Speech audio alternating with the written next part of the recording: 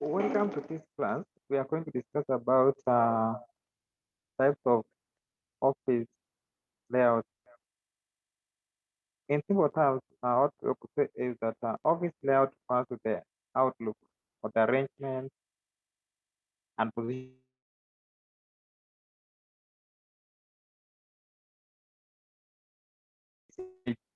uh, we can have a classification or just a layout of an office. That is, we have open office layout and we have the partition office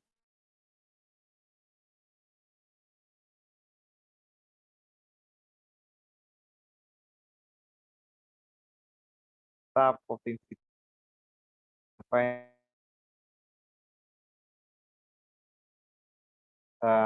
It's more of all people just sharing one office or all departments are just in one office. The following are the benefits of uh, this kind of an office. One, easy to supervise the staff. Number two, low construction cost since they need few partitions. So for the cost is that it is not expensive because we are going to use less amount just to have one office in partition as compared to having several offices and also to be partitioned at individual level. To also have easy to locate workers. Another thing is minimizing staff movement and saving time when passing information.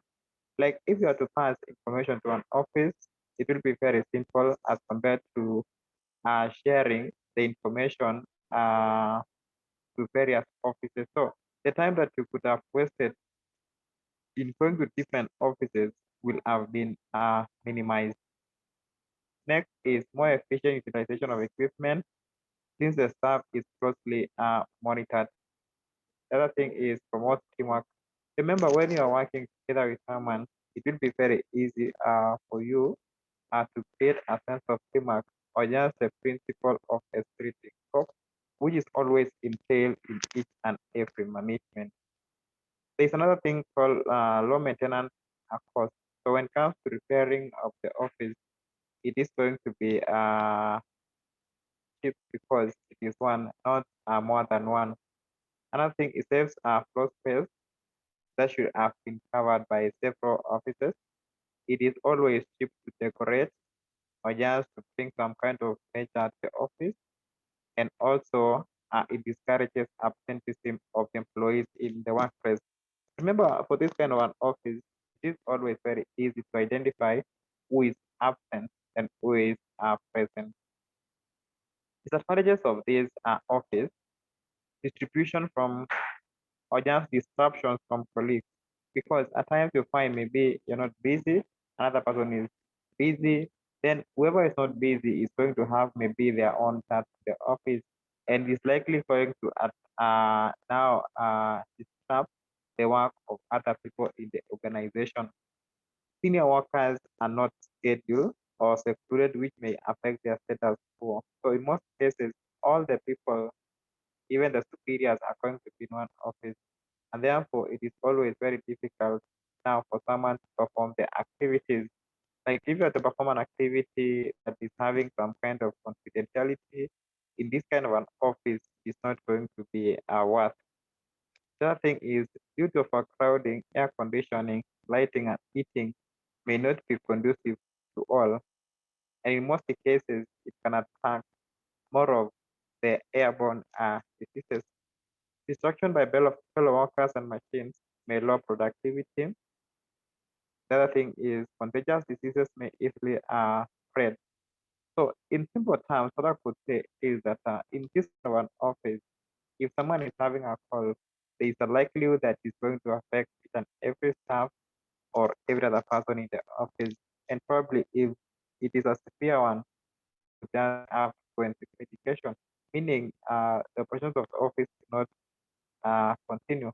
And if it was in partition offices, probably you could have maybe some affected, some could not be affected by the same disease. The other thing is private discussions and consultations with management may be difficult because You'll be fearing now sharing your own personal information in a group of people. Then we have the enclosed layout or the partitioned office. So in this case, still give it another name called cubicles, and it is a situation whereby different people now having their own offices. Advantages of this office layout: one, offers privacy, meaning you can do your own things in private. Less noise and disruptions. It creates a conducive working environment, confers status to senior workers. So this is the most important office for the senior most members of the organization. Air conditioning, lighting, and heating may be controlled to comfortable levels because it is only a few people occupying that kind of an office. That thing is provide security for valuable and sensitive documents. So it is always a safest place whereby someone can be entrusted with the valuables or things which are having the highest value in terms of the equipment used by the organization. So this is the best office that we can say it can provide a sense of security to goods. The other thing is the disadvantages of this kind of an office. There is always a closer supervision of the workers, which always discourage some people. There are those people who understand exactly what's supposed to be done, and therefore they need not to be given another distraction by having a close supervision. It is also very expensive when it comes to construction. Another thing, it encourages apprenticeship because not always can be known that all people are present in the office. Time consuming by workers as they move from one office to another. So this one way in which this is a kind of an office that workers can waste much of their time moving from one place to another place in line with passing information. So some could just take an advantage of this kind of an office and then moving around and wasting much of the time that they could have used in performing an activity that could be desirable for the organization. It also encourages laxity or just laziness. The other thing reduces interaction between management and other employees. So you find that the seniors and the superior and the lower or just the subordinates in this case will not be having that kind of cross interaction, and probably someone could even fear maybe approaching the senior members of the staff and now are giving out their complaints. Lastly is possible to misuse office facilities because some could just be using the office equipment in their own ways or just benefiting themselves as compared to now using the same machine to perform an activity. Take an example that you're an employee, you're working in an organization. There are maybe printing papers that could be used maybe in performing an activity pertaining to that institution or just organization, but maybe to print your own things. That is a way in which I can say that there is a possible misuse of office facilities. The land is layout is same closed office layout. And I could still say that when it comes to landscaping of an office layout, it is more of now ensuring that you bringing nature to the office. And there are various ways in which an office can be landscaped.